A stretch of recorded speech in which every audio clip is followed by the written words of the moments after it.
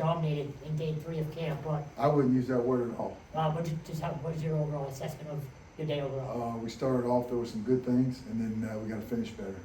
You know, we had guys making plays on the ball, had guys fitting good, we had established a line of scrimmage, and then, you know, we didn't finish the right way. And, you know, but that's practice, that's football. There's going to be some mistakes, and it's a growth experience, it's a growth opportunity. We got to learn from it and build on it. Thank you, man, appreciate it.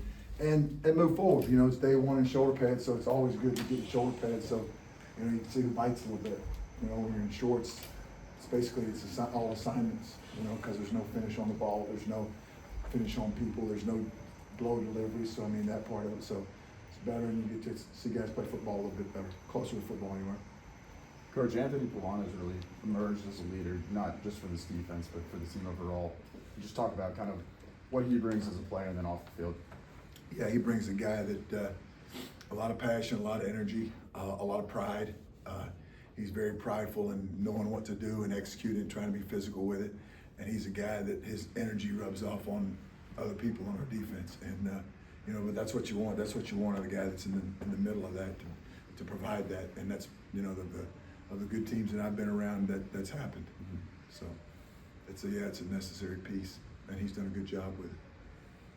Coach, going through obviously all of spring and then starting fall camp, what players have you, or what is kind of the difference you've seen from March and April to now so far going into fall camp? I've seen a lot of growth, a lot of improvement.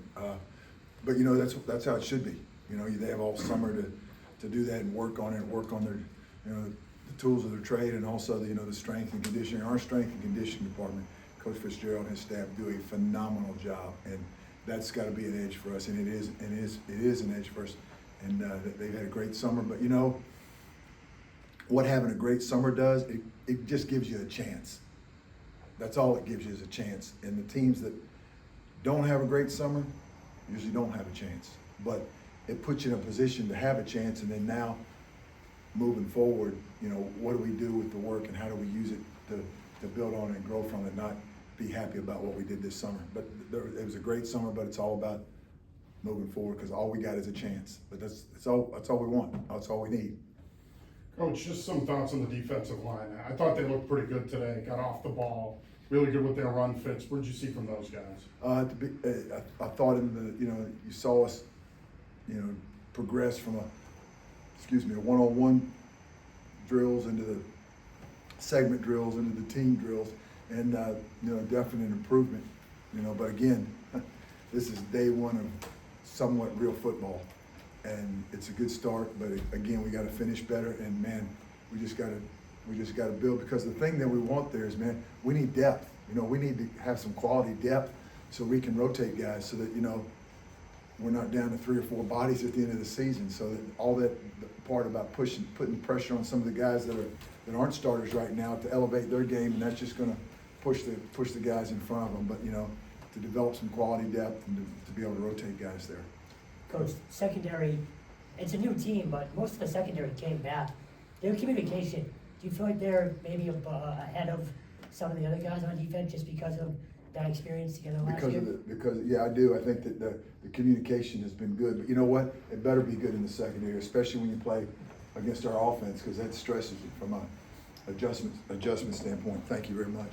So that stresses you. So our guys have done a good job with that, but that's something, man, that you just keep going with. And what happens is for the guys that just got here in January, or the guys that just got here in June, it's a really, really, really, really fast game right now. It's really fast for them. So everything's happening a lot faster. So to communicate and to be able to anticipate, you know, to anticipate like the situation, 3rd and 2 to 5. Okay, we're going to get across the ball motion, let the quarterback, you know, they're going to know whether it's in man or zone. You're going to get abnormal splits. So here's how we're going to handle stacks. Here's how we're going to handle bunches. All those things that you got to anticipate, so you're playing ahead of the play. But yeah, I think our guys are in a good spot. The guys that have played a lot. Now the other guys, like I said, but that's part of it. And playing against our offense, that gets exposed very quickly if you don't do that. Now, just continuing on his conversation about the secondary, Marcus Upton was all over the place out there. That's not a name we know a lot about. Can you tell me a little bit about what Marcus brings to your defense? He brings a lot of athleticism. He's very instinctive. And what I've seen from him this summer, he's a different guy than he was in the spring, different player. Meaning in the spring, he was like, he wasn't like as communicated, he wasn't as much energy, and now I think that he's playing with a lot more confidence because he knows what to do, he anticipates, and he's used to playing with guys and being able to talk, and he's playing well right now. And again, talking about a guy that really hasn't played 100 snaps last year, so again, he's got to be a guy that goes like that, but he's trending in a good direction. You kind of touched upon it a little bit already, but having Mason specifically as the team's quarterback, how does that help the defense prepare for, you know, what's upcoming? Well, you know, the trend in college football is the mobile quarterback, and all the different ways that, you know, the quarterback run game, because what that does, somebody's either got to change the math or you got to play 11 on 11, and when you play 11 on 11, it isolates people in coverage. So schematically, it forces you, and even sometimes, you know, when you're schematically correct, he dips and makes somebody miss, and, you know, we got to do a better job of limiting his area of operation. Zach? Sorry, Coach, you mentioned a couple times. Where in Alabama are you from? Birmingham, Okay. just outside of Birmingham. What's the name of it?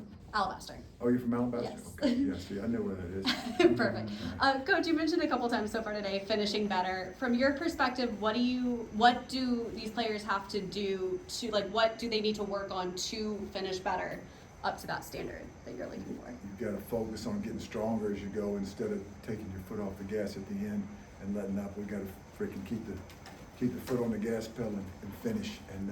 And again, that's something you learn to do that. And you know, especially when you've got the amount of new guys that we've got, you know, it's learning to do that together. And that's just, and you know, since the evolution of football, the guys you can train all summer long and be in absolutely fantastic shape, but the only way you get in shape to play football is to play football. It's just different. And so we got to do that, and I'm confident our guys will. Guys, we'll go two more here for Coach Roof. You know, playing against backs like Bo and Evan, they stay low to the ground, super explosive through the holes. And Yeah. how do you kind of prepare your guys to tackle players like that? They got to bend. They got to play with good pad level. They got to bend at their ankles, knees, and hips in order so they can strike on the rise and hit people on the rise, whether it's stud or whether we're tackling. So, and not be waist benders, because when you bend at the waist and you play with straight legs, you miss tackles, or you catch tackles and you get drugged for 5 yards. So it's good. Those guys hit it downhill and forces us to fit real tight and be in good position. There were a lot Last one here. of conversations from day one of, you know, this team kind of has a chip on the shoulder from how last year ended and how it went defensively. Just what are the conversations that you've had with the defense to, you know, have a better season this year than your first year? I wasn't here last year, so I don't get involved with that. I just talk about moving forward and building and growing, and because it's all about this year's team. You know, we can all use it to motivate. Whatever we'll use, whatever as coaches we got to use to try and get a motivational stick right there. But you know, it's a new season, a new team, and you know you want to learn from it and use it as a motivator. And again, it's all about moving forward because this is a new team, a new group of guys, and you know that's what we're worried about, getting this group to go this way, not worrying about what's in the rearview mirror. Coach, we'll go one more here right in front. Just one personal one, moving up to Boston, now you've kind of experienced it for a few months. Talk about just the city, the school, from your expectations of what BC was going to be like. How's it kind of fitting into that? I did, as far as what BC's like, I love it. The people here are absolutely fantastic. And to me, you know, there's a lot of places that have this nice buildings and all that stuff, but it's all, for me in life, it's all about the people. And the people here are fantastic. And as far as the city goes, you know, I live about 3 miles from right here, so I just go back and forth. I come in at 5:30 and I go home whenever. So on a recruiting weekend, we went down to Seaport. Yeah. And man, that was cool stuff. That was neat. Yeah, I got to hit the North Shore right with some Italian here. Well, maybe in January, but yeah. But anyway, yeah, it's and it just it feels good. It feels good here. And that's because of the, like I said, the people and the leadership here. But it's just I love it. Thanks, Coach. All right, Thank you, Coach. And